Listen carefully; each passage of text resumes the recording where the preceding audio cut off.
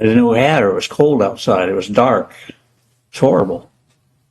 And tell me, then the search began for JonBenet. Tell me what happened when you discovered her body downstairs in the basement. Well, look, guys, I don't want to go through this. It's been discussed over and over and over again. That's quite an unusual moment of pique from John Ramsey, not wanting to answer what is quite a sensitive question. The moment that he found his daughter, what he observed, and, you know, in terms of that narrative. And there have been questions around that in terms of whether he turned on the light before or after. Remember, there was another person who witnessed that was Fleet White. There's actually been quite a lot of news in terms of the Ramsey case. I have chosen not to report on it.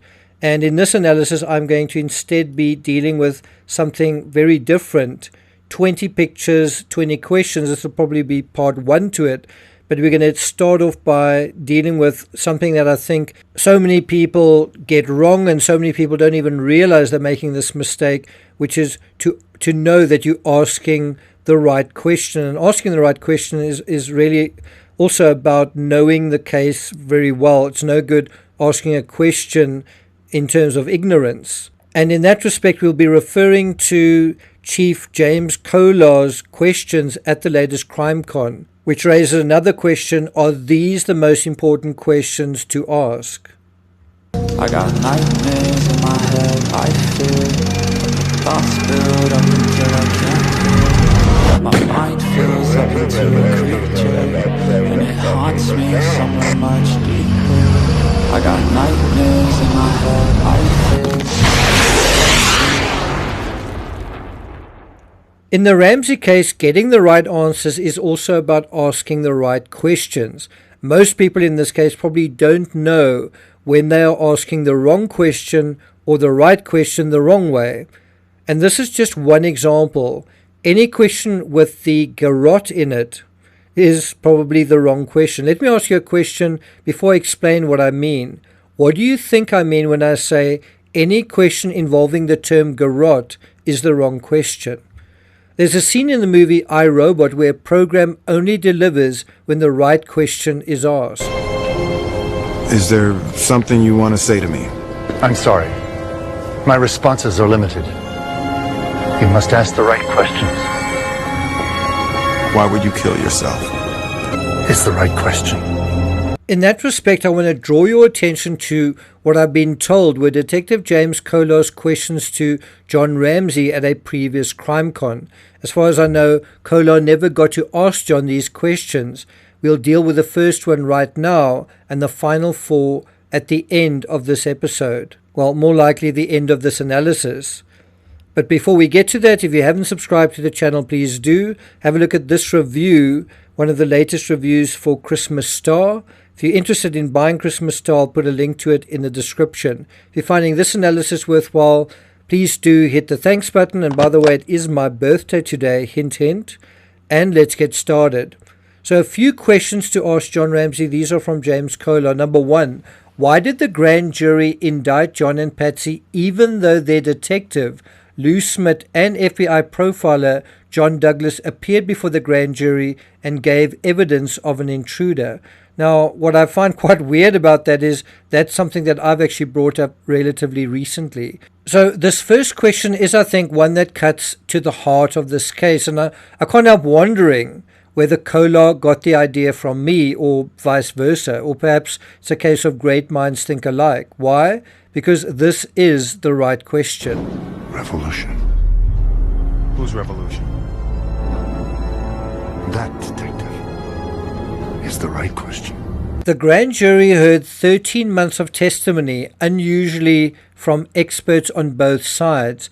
What you'd never ever hear is that the grand jury flat out rejected the intruder theory, and the grand jury, with the benefit of hindsight, pages and pages of evidence, dozens and dozens of pieces of evidence, believed that the Ramsey's behavior was suspicious. In 2000, 2001, 2002, 2003, all the way up to now, bleating about the police rushing to judgment or being biased, or focusing on the Ramseys, or any of that nonsense in the context of what the grand jury decided, or the intruder theory, wasting your time and breath on that now, 25 years later, is simply asinine. I think one of the big areas investigators fail to deal with when looking at the Ramsey case is metacognition, which is thinking about thinking. It's the awareness and understanding of your own or someone else's thought processes. It's about patterns of thinking, lines of thinking, and in the Ramsey case, these lines have been cleverly laid out, like the lines in a net, or a fishing line with an anchor, a hook, and bait at the end. If you are aware of the planning, monitoring, control, and manipulations in someone else's thinking, that's great, but then you must also take the next step, which is to have the temerity to upgrade your thinking, not merely always as a response to the counter-narrative, but as a way to supersede it. And that's really just a primer for this episode.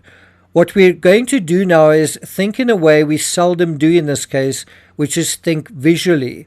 I'll explain why visual thinking is key to pattern recognition after we've dealt with a few more photos.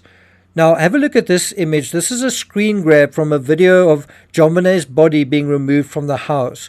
What do you notice in this picture? Look closely. Now, I could give you the answer. I could make it clearer by contrasting this image with another one, but it should be enough to notice that at the end of December 26th, there is still thick snow in the grass. That is how cold it was that day and the night before. There are various photos showing crime scene tape around the house and garden with absolutely no snow, like this image. And then this image was taken by Officer Barry Weiss early in the morning on December 26th. And have a look at image number 82.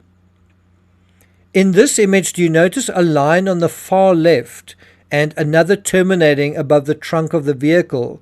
What do you think made those lines? And in this black and white image, does it appear as if those lines are there as well? Do you see any lines in this image? How about in this one? When do you think this photo was taken? Have you ever seen this image? This one was taken days later when the crime scene tape had been removed and the snow was gone. And here it is with plenty of snow.